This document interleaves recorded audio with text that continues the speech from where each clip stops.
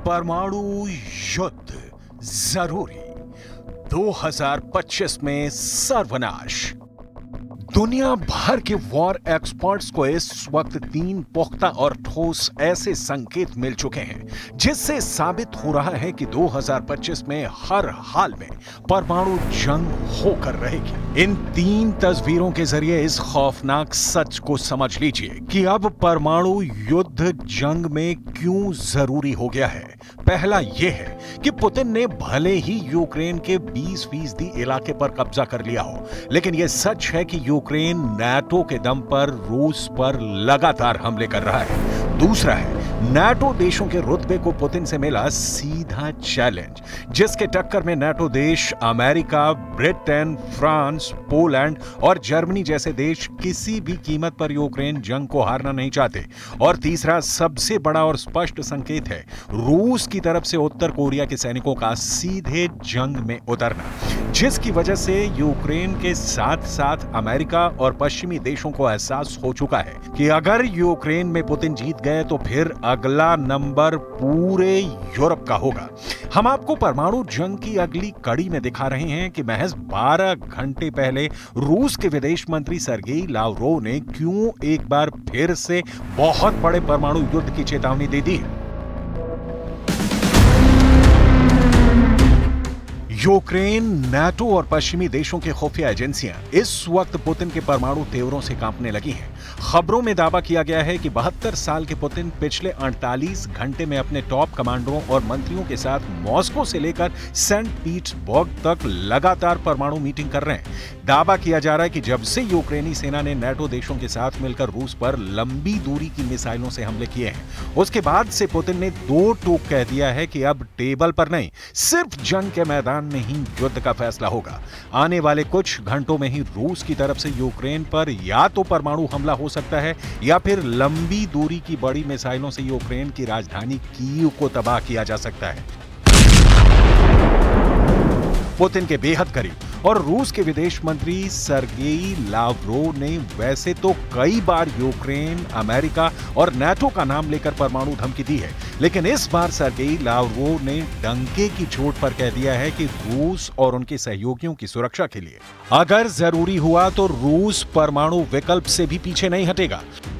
रूसी राज्य समाचार एजेंसी तास की रिपोर्ट के मुताबिक रूसी विदेश मंत्री लावरोव ने रूसी टेलीविजन पर धमकी देते हुए कहा है कि हमारे संकल्प और धैर्य की परीक्षा लेने वाले देश अच्छी तरह से जान लें कि मॉस्को किसी भी आवश्यक तरीके से अपने राष्ट्रीय हितों की रक्षा जरूर करेगा। लावरोव ने 2 टूक कहा कि हमारा उद्देश्य परमाणु हथियारों के उपयोग के जोखिमों को बढ़ाना नहीं है, लेकिन अगर रूस के हितों पर गंभीर आंच आई तो कुछ भी संभव है। So the message which we wanted to sell by testing in real action this hypersonic system is that we will be ready to do anything to defend our legitimate interest. We hate even to think about war with the United States, which will take nuclear character.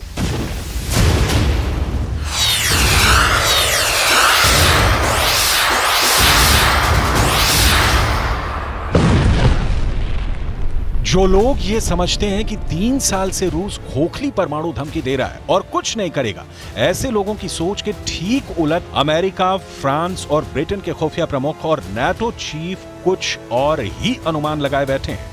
NATO और पश्चिमी देश मानकर चल रहे हैं कि 2025 में Ukraine, Europe और अमेरिका को एक बड़ी परमाणु जंग का सामना करना पड़ सकता है, क्योंकि पुतिन को उत्तर कोरिया के supreme leader Kim Jong Un ने अपने हजारों सैनिकों के साथ एटमी मिसाइलें तक दागने को तैयार बैठे हैं।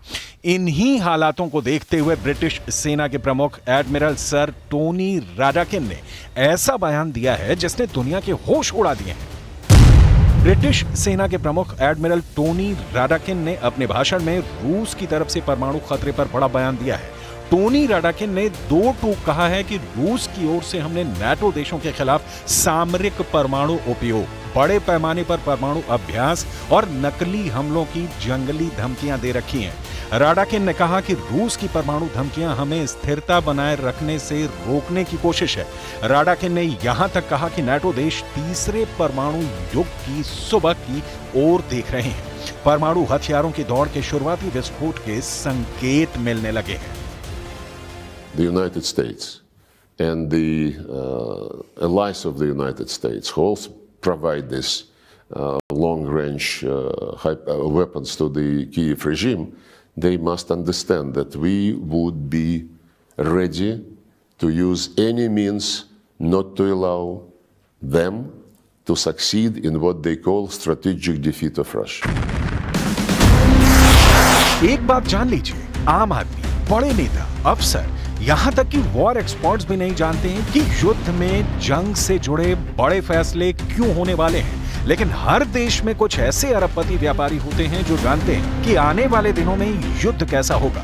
रूस यूक्रेन जंग में भी कुछ ऐसा ही दिख रहा है। टीवी स्क्रीन पर मौजूद जो शख्स आपको दिख रहा है वो एक अरबपति रूसी व्यापारी है जिसका नाम है कॉन्स्टेंटिन मालाफेयेव।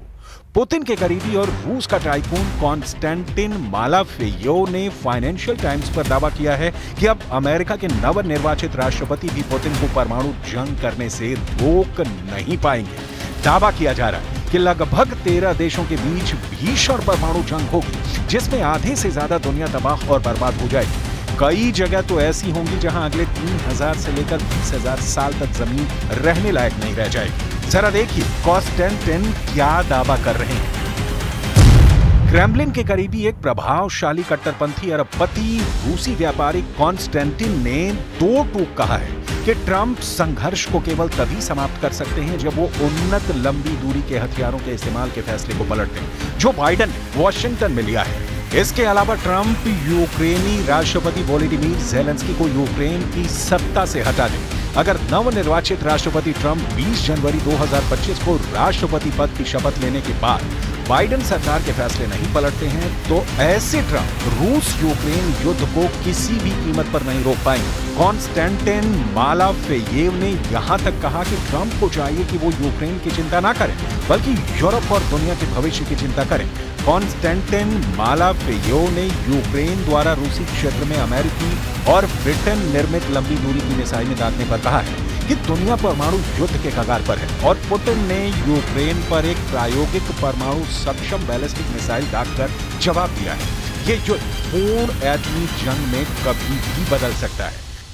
Зокрема, постачання зброї від партнерів – це пряма залежність. Чим більше вогнева сила нашої армії, чим більше у нас технологічних можливостей, тим більше зможемо знищити російського наступального потенціалу і захистити життя наших воїнів. अगर पिछले 72 घंटों की बात की जाए तो राष्ट्रपति ज़ेलेंस्की के लिए लगभग 3 साल से चल रही जंग भस्मासुर बनती जा रही है। वॉर मैप पर यूक्रेन के कमांडर इन चीफ ओलेक्जेंडर सिरिस्की ज़ेलेंस्की के साथ सर खपा रहे हैं। दिक्कत यह भी है कि पुतिन ने नाटो के खिलाफ अपनी परमाणु मिसाइलें तैनात कर दी हैं। रूस से लेकर बेलारूस तक रूस ने ऐसी जबरदस्त परमाणु युद्ध का चक्रव्यूह रचा है कि नाटो देशों की हालत खराब हो चुकी है। इधर आने वाले कुछ दिनों में रूस की तरफ से यूक्रेन पर या तो परमाणु हमला हो सकता है या फिर लंबी दूरी की बड़ी मिसाइलों से यूक्रेन की राजधानी कीव को तबाह किया जा सकता है। अब देखना होगा कि साल 2025 में क्या पुतिन परमाणु बाजी पर दांव लगाएंगे।